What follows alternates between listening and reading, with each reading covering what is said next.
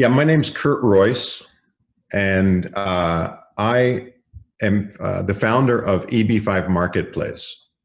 EB5 Marketplace is simply a place where investors can go to get the deal terms, the information that they're looking for to be able to compare investments easily. My background is essentially I co-founded a firm called EB5 Diligence back in 2013. We reviewed investment offerings on behalf of agents and investors. And then in 2017, EB5 Diligence created a digital deal room, which enabled users to easily review the due diligence on the investments that they were interested in. And now recently, I have personally launched the EB5 Marketplace, where investors can now select the investments they want to learn about, and they can review the deal terms. They can see the strengths and risks analysis of each of the investments. They can view a site visit video that we do on each project. There's a full due diligence report that's available for download. You can even access the marketing materials, news on a project, progress reports, and we also, to make things even easier for investors, we provide ratings of the likelihood of the immigration benefits being inured to the investor, as well as the likelihood of the preservation of their capital. So what I'll do is I'll quickly show you what the EB5 Marketplace looks like. So can you see the investments here, the options? Yes. No? Okay, great. So you select the investments that you'd like to learn more about. It's a very, very simple process. And then once you have selected investments, and again, it's not critical that you identify all the investments that you want to learn more about, but it is a starting point, and it certainly helps me to identify which investments would be most interesting to you and most suitable for you. And then you fill out a questionnaire, and the questionnaire is fairly easy to go through, but it is in depth. It does ask about your business background, your educational background, and your financial condition. And this is a requirement I have as a registered financial professional to know my customer, KYC, know your customer is a requirement before I can share investments. Now, once that's done, then you're going to be able to log in. Oh, and here I need to, I'm gonna have to log in again.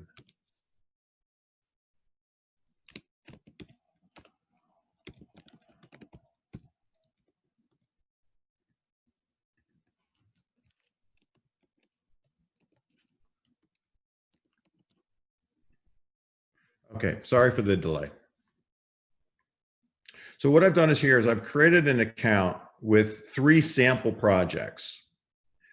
And the way it works is, first you have a description of the project. So in this case, this luxury New York hotel, which is sponsored by the AAA California Regional Center, is the development of a 126-room, 6-story luxury boutique hotel.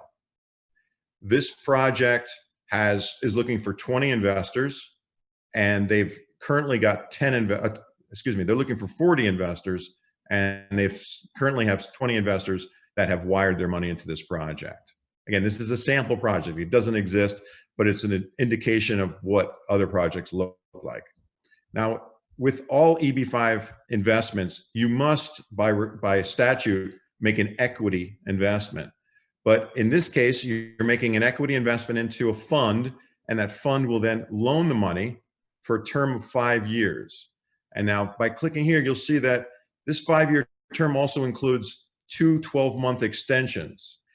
We don't evaluate whether you're going to get approved. We evaluate whether we think the project is going to get approved. So we're looking at whether or not the business plan is matter of hope compliant, whether it demonstrates demand, adequate demand for the product or service that you're offering. Is there compelling evidence that the necessary job creation will occur? Is there proof that no right of redemption, because you are not allowed to redeem your investment, you're not allowed to have that right. So we have to make sure that we don't see that anywhere in the documents. We want to make sure everything satisfies the at-risk requirement. So in this particular case, we're looking at, is there an exemplar? There is, and there's 526 approvals. So that bodes well for the likelihood of this project being approved.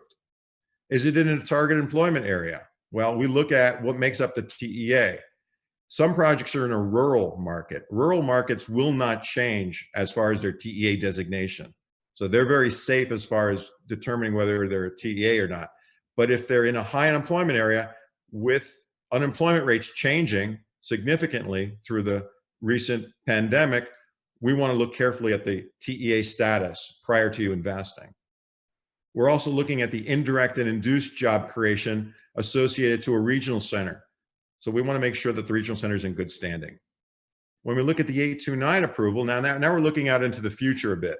We're projecting, is this project likely to create the 10 jobs that are necessary to satisfy your immigration benefits? Are there any likely material changes that might interfere with your ability to get your 829 approval? And we want to, of course, confirm that the money stayed at risk. And if the money returned to the fund, the EB5 fund, prior to your ability to get repaid, that money is going to need to be reinvested. As Gonzalo pointed out earlier, redeployment is the word that we use in the industry, but essentially, in order to maintain your money at risk, we want to make sure that that money is not coming back to you. Now, this is something you want to avoid. And I think it's a very serious risk that you're taking on because you don't know where your money might be redeployed, reinvested into another project. So we'd prefer not to see that redeployment happen to one of the investors that we're working with. When we're looking at the financial strength of a deal, we're looking at what kind of oversights are in place to protect investors. And we're looking at the repayment language. When are people going to get paid? What are the series of events that need to happen in order for us to get paid in the timely manner that we're expecting? So here's the oversight. So we'll look at the escrow. As we've heard earlier today, often funds will be wired into an escrow account. So it doesn't give, it's a third-party account. It doesn't give the EB5 fund control of your money until you have satisfied certain conditions. And that's usually after you file your I-526. Is there fund administration? Is somebody looking after the money for the duration of this that's not related to the project?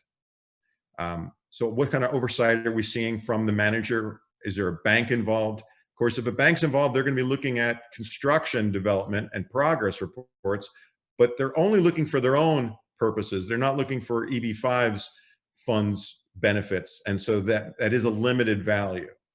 Are there any conflicts of interest? Does the regional center control the developer, control the EB5 fund? It's not uncommon in EB5 to see that the fund, which is the lender to the developer, and the developer themselves being the same entity. And that obviously has conflicts of interest if we get to a situation where the interests of the fund and the interests of the developer don't align any longer. So we'd be looking at that. As far as repayments concerned, we're looking at what happens if your I-526 is denied. And not only has somebody said, oh, we offer a refund, but who's guaranteeing that refund? Are there funds there to protect investors should things go wrong? And if the project is denied in full, is there enough money to pay all of the investors back? So we'll look carefully at the 526 denial guarantee language. We're looking at the source of repayment. Where's this money coming from? What's the likelihood it'll be available to investors when they expect to get their money back? Does the project need to reach certain milestones before they're going to be able to generate the capital that they need to pay people back? So these are some of the items that go into our ratings as far as immigration and financial. We also have all of the deal terms associated to a deal listed here. So you can review any of the terms that we believe are significant that relate to the investment. One I think is very important is the capital stack. You'll see that in this mock deal, the equity in this investment is 13% of the total of 226 million. The EB5 funding is coming in behind a senior loan. So in this case, we've got a senior lender that probably has a stronger position, definitely has a stronger position on any collateral or security interest is what we would call it. So you're looking at how strong your capital stack is when you're trying to evaluate whether or not your security interest is really going to be there for you in case something goes wrong. We have strengths and risks associated with each investment. So every project in EB5, just by the nature of the way this industry is structured, there must be risks. So we're looking at what are the strengths related to each of these projects, but we're also looking at some of the risks.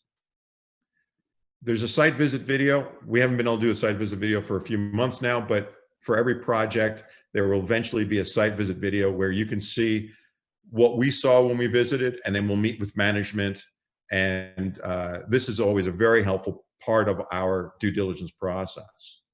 Any marketing materials that are provided to us by the issuer, the EB5 fund, would be provided here.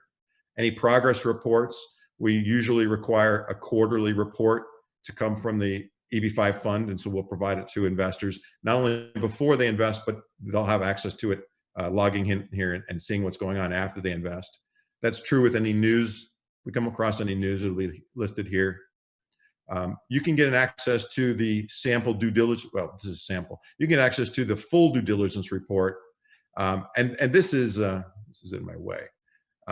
This is a very robust report. It talks about the backgrounds of the principals. It talks about, it verifies all the claims that are being made.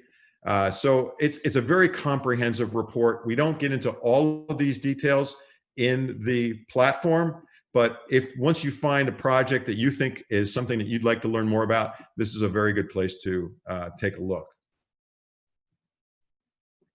And if you have any questions, if an investor has any questions about a project, they can ask them here, and we'll know which project they're referring to when they ask these questions.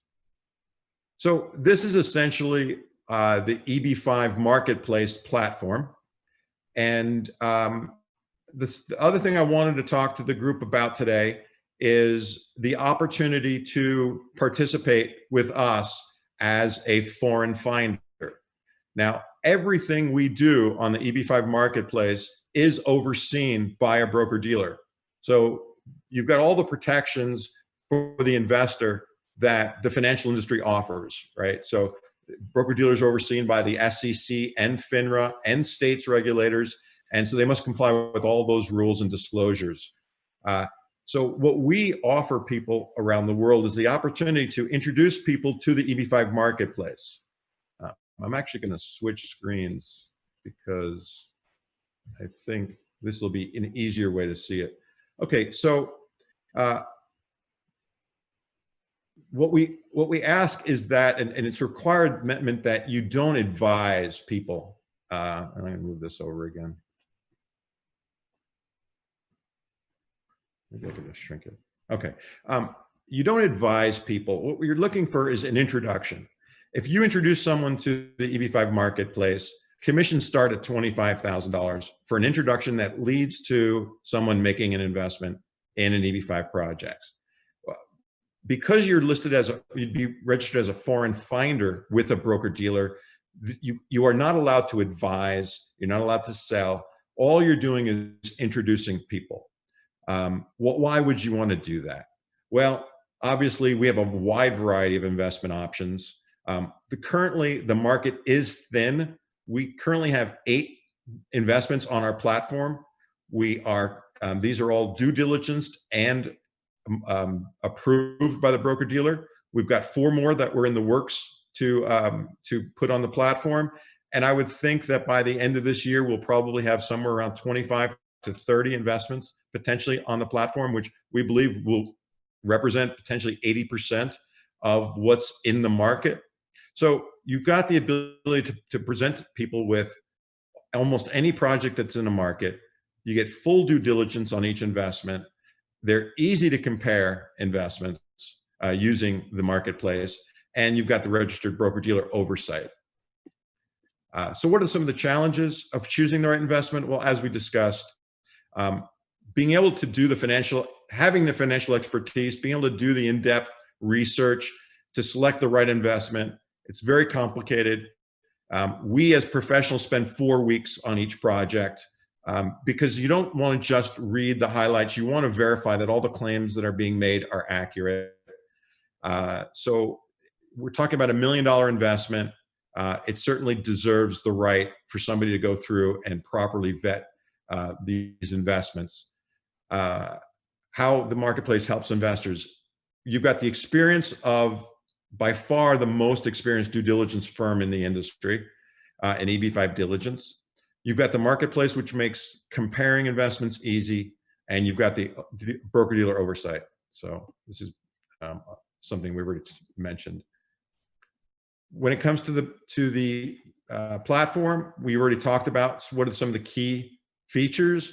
Well, the investments, the ratings, the terms, the strengths and risks, site visit video, due diligence reports, all available in one place. And I didn't really get a chance to click around, but you can go from term and then to go to another deal and the same term will be displayed. So it's very easy to compare investments.